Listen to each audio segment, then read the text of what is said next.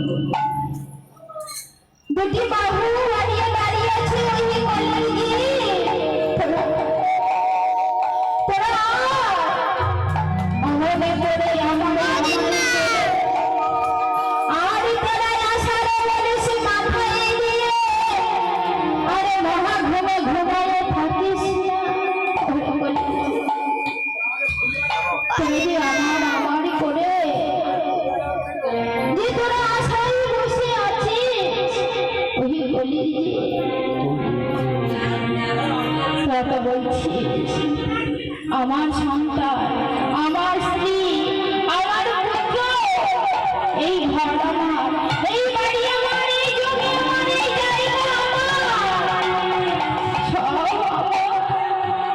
কিন্তু তোরা